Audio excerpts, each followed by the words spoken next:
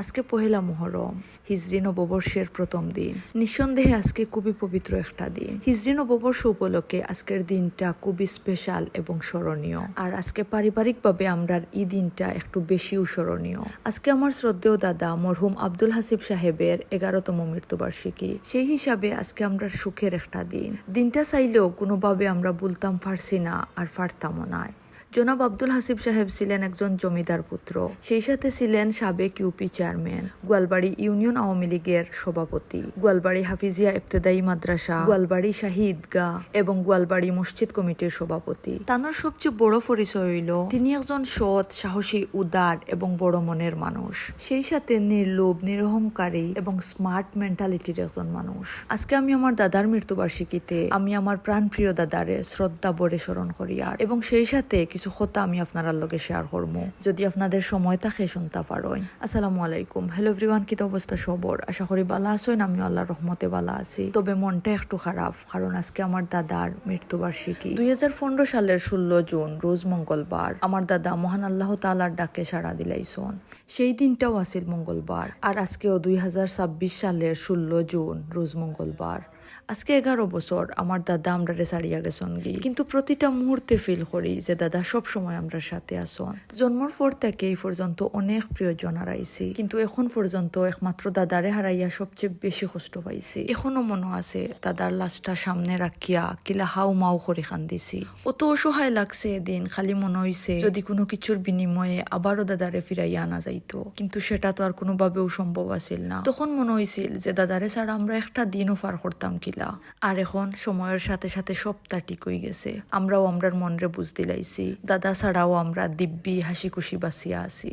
আসলে জীবনও লাও, জীবন জীবনের গতিতেও চলে। খেউরর লাগি বা কিচ্ছুর লাগিও খেউরর জীবন থামিয়া থাকে না। তবে ইকানো ঠিক দাদারে আমরা প্রতি মুহূর্তে প্রতিটা ক্ষণে ক্ষণে মিস করি। আমরা সব বালা সময়, খারাপ সময় আমরা দাদারে মিস করি। আমার সৌভাগ্য যে আমি আমার দাদারে বেশ কিছুদিন পাইছি। আমার সারা জীবনের একটা আফসোস, আমার দাদা আমরারে ছাড়িয়া যাওয়ার সময়টা আমি দেখলাম না। আর একবার চিন্তা করি বালা হইছে, এই দৃশ্যটা দেখিয়া সহ্য করতে খুব কষ্ট হইল অনেক। আমি তখন সিলেট মহিলা হোস্টেলও আসলাম। আমার অনার্স আর চেঞ্জ পরীক্ষা চলের। পরীক্ষার 2 দিন গ্যাপ পাইয়া বাড়ির উদ্দেশ্যে রওনাও দিছিলাম। রেল স্টেশনও গেছি। এদিনও মঙ্গলবার আছিল আর সম্ভবত ট্রেন আছিল না। আমি বেশিরভাগ সময় ট্রেনেও যাতায়াত করতাম। তো এদিন সন্ধ্যা হইজার দেখিয়া আর বাসে আওয়ার সাহস করছি না। সন্ধ্যার আগে আগে আবার হোস্টেলও ফিরিয়া গেছি গি। খেয়াল আছিল পরের দিন সকালে একটু সকালও রওনা দিলাইমু, কিন্তু দাদা আর আমার লাগে অপেক্ষা করতে পারলা না। সন্ধ্যা 8:30টার দিকে খবর আইছে দাদা খুব বেশি অসুস্থ, কিন্তু ফোনের একটু কান্দাকাটির আওয়াজ শুনিয়া আমি নিশ্চিত হয়ে গেছি যে দাদা আর নাই। ইকান বুঝিয়া হোস্টেলও একলা একলা আমি ফুরাক গড়িয়াইয়া কান্দিছি। লগালগ বাড়ি থাকি গাড়ি ফাটানি হইছে। 2-3 ঘন্টার ভিতরে আমি আইয়া পৌঁছাইও গেছি। তবে রাস্তাটা আমার কাছে অত দীর্ঘ মনে হইছিল, পথটা কোনোভাবে শেষ না লাগের যেন উড়াল দিয়া বাড়ি থাকতাম। দিনটার কথা মনে হইলে এখনো খুব বেশি কষ্ট লাগে, চকুর কোনাত পানি জমে। কত কঠিন একটা সত্য, না জানি সামনে আরো কত প্রিয়জন রে আরানি লাগবো। সময়ের সাথে সাথে আসলে মানুষ সব সুখও খাটাইয়া উঠি যায়।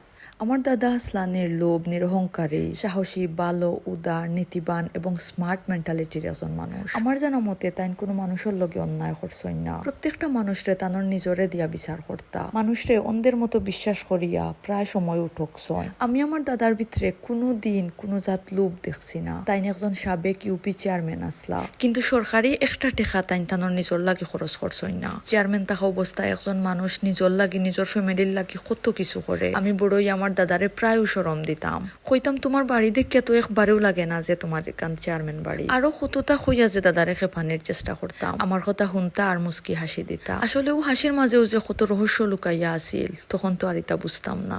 আমার দাদারে লইয়া গল্প করলে এক জীবনে ওইটা গল্প শেষ হইতো না। যদি কোনোদিন সময় সুযোগ হয় আস্তে আস্তে শেয়ার করবো। এখন কই একজন জমিদার পুত্র আব্দুল হাসিবের গল্প। তৎকালীন জমিদার সাদির মোহাম্মদের সুযোগ্য পুত্র আসলা আব্দুল হাসিব। তানোর বাবার এত এত সম্পদের প্রতিও তানোর কোনো খেয়াল আছিল না। বাবারে লইয়া গর্ব করতা, কিন্তু বাবার সম্পদ লইয়া কোনোদিন অহংকার করতে দেখছি না। তানোর বাইয়াইন্তর বা তানোর বাবার জমিদারি চলাফিরা আছিল না, কিন্তু জমিদারি একটা মন আছিল। জমিদার ও কারণে হইছি গোয়ালবাড়ি হাফিজি ইবতেদায়ী মাদ্রাসার জায়গা, গোয়ালবাড়ি শাহী ঈদগার জায়গা, গোয়ালবাড়ি জামে মসজিদের জায়গা, গোয়ালবাড়ি কবরস্থানের জায়গা, সব জায়গা দিছইন একমাত্র সাদির মোহাম্মদে, মানে আব্দুল হাসিব চেয়ারম্যানের বাবায়। জমিদার না হইলে কোটি কোটি টাকার জায়গা আল্লাহর রাস্তায় একা দান করা সম্ভব? কোনো দিনও সম্ভব নাই। তানোর বাবা ইতা সব জায়গা দিয়া গেছেন আর তাইন মরার আগ পর্যন্ত ইতার খেদমত করে গেছেন। 2015 সাল পর্যন্ত বাবার দেওয়া মাদ্রাসা, এতিমখানা, ঈদগাহ, কবরস্থান, মসজিদ সবকিছু দায়িত্ব দিয়া নিষ্ঠার সাথে দেখি শুনে রাখছেন। ও যে সাদির মোহাম্মদে এত কিছু দান করে গেছে, সাদির মোহাম্মদ বা তানোর আওলাদে কোনোদিন নাম ফুটানোর চেষ্টা করছেন না। চাইলেই সাদির মোহাম্মদ হাফিজিয়া ইবতেদায়ী মাদ্রাসা নামকরণ করতে পারতা, বা চাইলেও ঈদগার নাম নিজের নামে নামকরণ করতে পারতা, মসজিদের নামের নিজের নাম লাগাই দিতে পারতা। কিন্তু ইতা কিচ্ছু করছইন না, সব করছইন এলাকার নাম অনুসারে। গোয়ালবাড়ির হাফিজিয়া ইবতেদায়ী মাদ্রাসা, শাহিদগাহ, কবরস্থান, মসজিদ ইতা আমরার পুরো এলাকাবাসীর সম্পদ। এলাকাবাসীর অবদান কোনোভাবেও অস্বীকার করা যায় না। সবর অক্লান্ত পরিশ্রমে ইতোমধ্যে গোয়ালবাড়ি হাফিজি মাদ্রাসা, এতিমখানা দেশ বিদেশে সুনাম অর্জন করছে। হাজার হাজার স্টুডেন্ট ওখান থেকে দিনী শিক্ষা লইয়া দেশের বিভিন্ন জায়গাত সুনামর সাথে খাস করে যাইরা। আমরার এলাকার মানুষ এখন দিনী শিক্ষার লাগি দূর দূরান্তে যাওয়া লাগে না, উল্টা দূর দূরান্ত থাকি আমরার এলাকা তাইয়া আমরার মাদ্রাসা তাকি দিনী শিক্ষা অর্জন করা। এলাকার কোনো মানুষ মারা গেলে জানাজা হই ফরতা ইকান লইয়া চিন্তা করা লাগে না, বা জমিনও নামিয়া ফেকসানা লাগে না। আমরার বিশাল বড় একটা ঈদগাহ মাঠ আছে যেখানে শত শত মানুষ একলগে ঈদর নামাজ সহ জানাজার নামাজও আদায় করতে পারেন। সবকিছুর লাগে আলহামদুলিল্লাহ আলহামদুলিল্লাহ আলহামদুলিল্লাহ, শুক্রিয়া মহান আল্লাহ তাআলার দরবারও। ওখান চিন্তা করিয়া অত বেশি শান্তি লাগে। আমি বা আমরা সাদির মোহাম্মদ এবং আব্দুল হাসিবর উত্তরসূরি হওয়ার কারণে এর কিছুটা সওয়াবও নাই আমরার আমল নামায় যোগ হইব, ও উসিয়ালায়ও নাই কিয়ামতের দিন আল্লাহর কাছে একটু সার পাইমু ইনশাআল্লাহ। বর্তমানে গোয়ালবাড়ি ইবতেদায়ী মাদ্রাসা, হাফিজি মাদ্রাসা, শাহিদগাহ, কবরস্থান, মসজিদ কমিটি সবকিছু দেখাশোনা করা আমার শ্রদ্ধেয় চাচা আব্দুল হামিদ সিরাজ। আর এই দায়িত্বটা আমার দাদা তানোর সুযোগ্য বাতিজা আব্দুল হামিদ সিরাজ চাচার হাতে তুলিয়া দিয়া গেছেন। আমার দাদা খুবই বিচক্ষণ একজন মানুষ। তানোর কাছে মনে হয়েছে যে এই দায়িত্ব তানোর পরে তানোর ও বাতিজাও সঠিকভাবে পালন করতে পারবা। আর আলহামদুলিল্লাহ আমার চাচাই আমার দাদার প্রতি সম্মান রাখিয়া এখন পর্যন্ত নিষ্ঠার সাথে ও দায়িত্বগুলা পালন করিয়া যাইরা। সবে দোয়া করবো আমার চাচার লাগি যেন মহান আল্লাহ তাআলা তানরে নেক হায়াত দান করেন এবং সারা জীবন এই প্রতিষ্ঠানগুলোর খেদমত করে যাইতে পারেন। যাই হোক, এত সময় অনেক কিছু হইলাম। আমার কথাবার্তায় যদি কোনো ভুল ত্রুটি হইয়া থাকে বা কেউ যদি কোনো কষ্ট পাইয়া থাকেন আমার ছোট মনে করিয়া নিজ গুণে ক্ষমা করে দিবা। এখন পর্যন্ত নিজ যোগ্যতায় কোনো পরিচয় করতাম পারছি না। এখনো মোটামুটি সব জায়গার দাদার পরিচয়ে পরিচিত।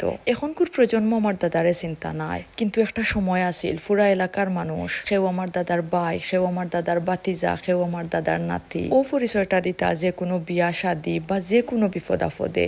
আর আমার দাদায় অকপটে স্বীকার করতা যে হ্যাঁ তারা আমার আত্মীয়। আজকে আমার দাদার মৃত্যুবার্ষিকী, সবে আমার দাদার লাগি মন থেকে একটু দোয়া করবা। মহান আল্লাহ তাআলা যেন তানোর সব জাত ভুল ত্রুটি মাফ করে দিয়া তানরে জান্নাতবাসী করয়, কারণ কোনো মানুষও ভুলের ঊর্ধ্বে নাই। আব্দুল হাসিব বইলা আমরার বংশর একজন সিংহ পুরুষ, আর এটা সিংহ পুরুষ যুগে যুগে খুব কম দুনিয়ায় তাইন। আমরা আমরার দাদারে লইয়া খুব বেশি গর্ব করি। আমরার বংশত ওলা একজন সিংহ পুরুষ আবার কবে আইবা বা আদৌ আইবা কিনা আমরা কিন্তু কেউ জানি না। এই সিংহ পুরুষ একটা সময় ন্যায় বিচারের সহিত পুরো ইউনিয়ন কন্ট্রোল করছেন, শাসন করছেন। খুব অবাক লাগে, হাসি পায়। ও সিংহ পুরুষরে আমরা নাতিনশায় মাঝে মাঝে শাসন করাত লাগে যাইতাম, কন্ট্রোল করাত লাগে যাইতাম। আমি আমার দাদার বড় নাতিন এবং খুব বেশি আদরের। পরিবার পরিজন, জ্ঞাতি গোষ্ঠী বা এলাকাবাসী সবে আমার দাদারে ডরাইতা, আর মাঝে মাঝে আমার দাদাই আমারে ডরাইতা। কি সৌভাগ্য আমার না! কিন্তু এই সৌভাগ্য বেশি দিন কপালে সইল না। আমার জীবনের সবচেয়ে ভালো বন্ধু হইল আমার দাদা। আমরার দাদারে আড়াইয়া আমরা খুব বেশি অসহায়, বিশেষ করে আমি। এখন আর কষ্ট পাইলে শান্তিতে খান্দার জায়গা নাই। আজকের দিনে তোমারে খুব বেশি মিস করি আর দাদা। আই মিস ইউ এবং I love you so much দাদা। মহান আল্লাহ তাআলার কাছে ভালো থাকিও। আসসালামু আলাইকুম।